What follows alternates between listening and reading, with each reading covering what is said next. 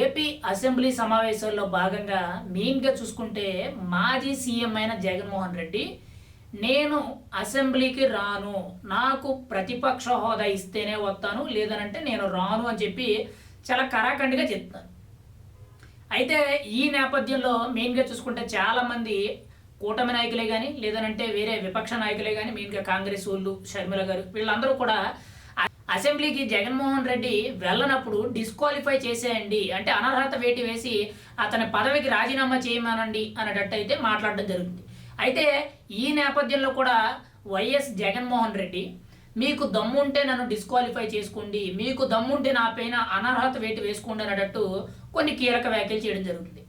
అయితే ఈ నేపథ్యంలో చూసుకుంటే ఖచ్చితంగా జగన్మోహన్ రెడ్డి ఏదైతే వ్యాఖ్యలు చేస్తున్నాడో నన్ను డిస్క్వాలిఫై చేసుకోండి అని అంత డేర్గా చెప్తున్నాడంటే అసలు ఎంతవరకు అవకాశం ఉంది అనేది మనం అయితే మాట్లాడుకుందాం. ఇక్కడ మెయిన్గా మాట్లాడుకుంటే డిస్క్వాలిఫై చేయాలంటే 3 సందర్భాల్లో చేయడానికి అవకాశం ఉంది. అందులో మొదటి సందర్భం ఒక ఎమ్మెల్యే కింద గెలిచినప్పుడు ఆ ఎమ్మెల్యే మీద ఏదైనా క్రిమినల్ కేసు ఫైల్ అయినాయి అంటే తాను అధికారంలో ఉండేటప్పుడు ఏదైనా క్రిమినల్ కేసు అనేది తన మీద ఫైల్ అయ్యి తాను జైలుకి వెళ్ళవలసిన పరిస్థితి వచ్చిందనుకోండి, ఆ సందర్భంలో ఆ ఎమ్మెల్యే ఎవరైతే ఉన్నారో తాను రాజీనామా చేయవలసిన అవసరం అయితే వస్తుంది. అంటే ఇక్కడ మెయిన్గా చూసుకుంటే తాను గెలిచిన తర్వాత అధికారంలో ఉండేటప్పుడు మెయిన్గా ఏదైనా క్రిమినల్ కేసు తన పైన ఖచ్చితంగా నమోదయ్యిందని అంటే ఖచ్చితంగా తన పదవికి తాను రాజీనామా చేయవలసి ఉంటుంది. అంతేకాకుండా మెయిన్గా చూసుకుంటే తన మీద పూర్తి క్లీన్ చీట్, ఒకవేళ తాను ఆరోపణలు వచ్చి జైలుకి వెళ్లాల్సి వచ్చింది అనుకోండి రాజీనామా చేయాల్సి వస్తుంది. ఒకవేళ తన మీద పూర్తి ఆధారాలు అనేవి కూడా తప్పు, అదంతా కూడా పొరపాటు అనేటువంటి క్లీన్ చీట్ అనేది వచ్చిందనుకోండి అప్పుడు మళ్ళీ పోటీ చేయడానికి అవకాశం అవుతుంది. ఒకవేళ క్లీన్ చీట్ రాలేదనుకోండి తాను ఖచ్చితంగా ఎమ్మెల్యే పదవికి రాజీనామా చేసిందే కాక తాను ఎలక్షన్స్లో పోటీ చేయడానికి ఉండదు ఇంకా.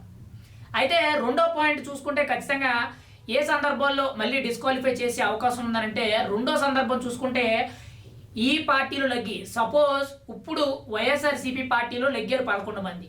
ఈ 11 మందిలోని ఒక 2-3 ఈ పార్టీలో ఉండలేక టీడీపీలోకి వెళ్ళిపోయారు అనుకోండి.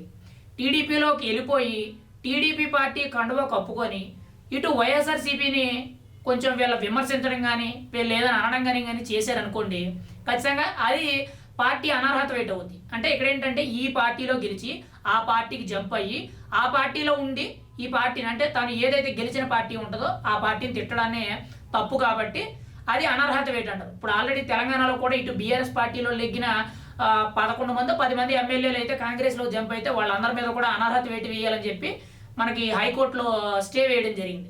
సేమ్ అదే ప్రొసీజర్. ఖచ్చితంగా వాళ్ళు అలా మారినప్పుడు కొన్ని సందర్భాల్లో ఏవైతే వాళ్ళు గెలిచిన పార్టీ మీద కొన్ని ఆరోపణలు చేయడం కానీ వాళ్ళ మీద విమర్శలు చేయడం కానీ ఏవైతే ఉంటాయో అలా కండువాలు కప్పుకోవడం కానీ ఏవైతే ఉంటాయో ఇవన్నీ కూడా విత్ ప్రూఫ్స్తో నిరూపించగలిగితే ఖచ్చితంగా వాళ్ళ మీద కూడా అనర్హత వేయడానికి పడుద్ది, అంటే డిస్క్వాలిఫై అనేది పడుద్ది. అండ్ మూడోది చూసుకుంటే మెయిన్గా డిస్క్వాలిఫై చేయాలంటే మూడోది చూసుకుంటే మెయిన్గా వరుసగా అసెంబ్లీ సమావేశాలు ఏవైతే ఉంటాయో దాదాపుగా 60 రోజుల వరకు కూడా అటెండ్ అవ్వకుండా ఒక ఎమ్మెల్యే కింద గెలిచి అసెంబ్లీ సమావేశాలు అనేవి ప్రతి సీజన్కి ఒకసారి సంవత్సరానికి 3 సార్లు మాత్రమే జరుగుతాయి. ఇటు వర్షాకాలంలోను శీతాకాలంలోను తర్వాత బడ్జెట్ సమావేశాల కింద ఇయర్ ఎండింగ్లో జరుగుతాయి.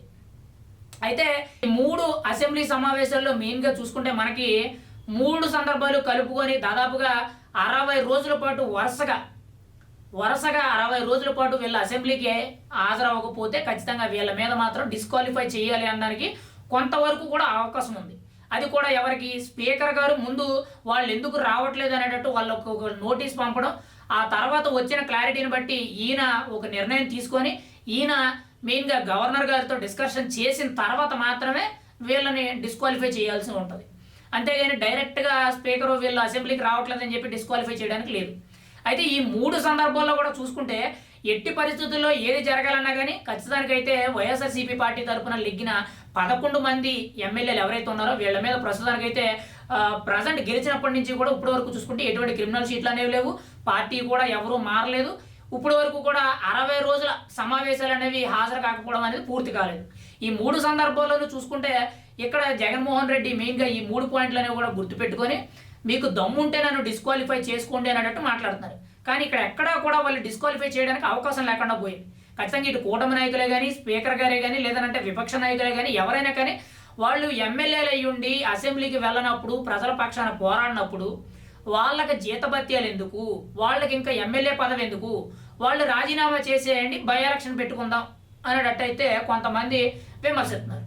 అది కూడా కొంతవరకు వాస్తవం. ప్రజల పక్షాన పోరాడడం అని చెప్పి ఈరోజు ప్రజలు వాళ్ళకి ఎమ్మెల్యే పదవి అనేది ఇచ్చారు. ఇచ్చిందాక ప్రభుత్వం తరపు నుంచి నెలలా కూడా వాళ్ళకి జీతభత్యాల కింద 2-2.5 లక్షల రూపాయలు జీతాలను ఇవ్వడమే కాకుండా వాళ్ళకి సంబంధించిన ఖర్చులన్నీ కూడా గవర్నమెంటే భరిస్తుంది. అంటే ఇవన్నీ ఉంచుకొని కూడా వీళ్ళు ప్రజల తరపున పోరాడకుండా వాళ్ళ నాయకుడు చెప్పాడనో వాళ్ళ పార్టీ సిద్ధాంతాలు చెప్పినాయి అని చెప్పి వాళ్ళైతే అసెంబ్లీకి వెళ్ళకపోవడం అనేది 100% కరెక్ట్ కాదు. పోనీ ప్రతిపక్ష హోదా ఇస్తే వస్తాం అనడానికి వాళ్ళకి అసెంబ్లీ రూల్స్ ప్రకారం ఏదైతే మొత్తం ఉన్న సీట్ల మీద మెయిన్గా చూసుకుంటే 10% అంటే మినిమం 10% సీట్లు అనేవి వాళ్ళకు వచ్చినట్లయితే, అంటే మెయిన్గా 175 స్థానాలకి మెయిన్గా చూసుకుంటే 18 స్థానాలు కానీ 18 స్థానాలకు పైచీలకు కానీ వస్తే వీళ్ళకి ప్రధాన ప్రతిపక్షం అనేది వస్తుంది. అయితే ఈ ప్రధాన ప్రతిపక్షం రావాలంటే వీళ్ళకి కేవలం వచ్చిన 11 సీట్లే కాబట్టి ఇటు వీళ్ళకి ప్రధాన ప్రతిపక్షం ఇవ్వడం కుదరదనేటట్టు ఇటు కూటమి నాయకులు చెప్తున్నారు. ఇటు జగన్మోహన్ రెడ్డి ఇస్తేనే వస్తాను అంటున్నారు తప్పితే, లేదంటే నేను అసెంబ్లీకి రాను, మీకు దమ్ముంటే నన్ను డిస్క్వాలిఫై చేసుకోండి అని చెప్పి చాలా ముక్కుసూటిగా మాట్లాడుతున్నారు. మరి రాబోయే రోజుల్లో ఇప్పటి వరకు కూడా 2 అసెంబ్లీ సెషన్స్ అయినాయి కాబట్టి ఇంకా రాబోయే అంటే దాదాపుగా 1 సంవత్సరం పూర్తి అయ్యేటప్పటికి వీళ్ళకి 60 రోజులు లేదంటే సంవత్సరాలు పూర్తి అయ్యేటప్పటికి 60 రోజుల అసెంబ్లీ సమావేశాల కాలం అనేది గడుస్తుంది. కాబట్టి ఈ 60 రోజులు కూడా వాళ్ళు అసెంబ్లీకి హాజరు కాకపోతే ఖచ్చితంగా వాళ్ళని డిస్క్వాలిఫై చేసే అవకాశం అయితే ఉంది. ఖచ్చితంగా రాబోయే రోజుల్లో మాత్రం ఇదే కంటిన్యూ అయితే, అంటే జగన్మోహన్ రెడ్డి ఏదైతే అసెంబ్లీకి రాను వెళ్ళను అని చెప్పి ఇప్పుడు వెళ్ళడం లేదో అదే కంటిన్యూ అయితే, స్టిల్ 60 రోజులు కంటిన్యూ అయితే మాత్రం ఖచ్చితంగా జగన్మోహన్ రెడ్డి పదవికి రాజీనామా చేసి ఇటు డిస్క్వాలిఫై చేయాల్సిన అవసరం అయితే 100% ఉంది. కానీ అది ఎంతవరకు జరుగుద్ది అనేది మనం అయితే ఎదురు చూడాలి. కానీ ప్రస్తుతానికి ఆప్షన్ లేదు కాబట్టి జగన్మోహన్ రెడ్డి తన ఇష్టానుసారంగా మాట్లాడడం, తాను ఇష్టానుసారంగా ఇంటి దగ్గర ప్రైవేట్ మీడియా పెట్టుకొని అసెంబ్లీ జరిగిన సన్నివేశాలన్నీ కూడా ఈయన మాట్లాడడం జరుగుతుంది. కానీ ప్రజలందరూ కూడా చీకొడుతున్నారని చెప్పి చాలా క్లియర్గా అర్థమవుతుంది.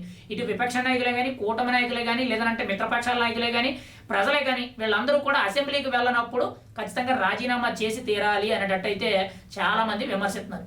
మరి రాబోయే రోజుల్లో ఏం జరుగుద్ది అనేది అయితే మనం అయితే చూడాలి.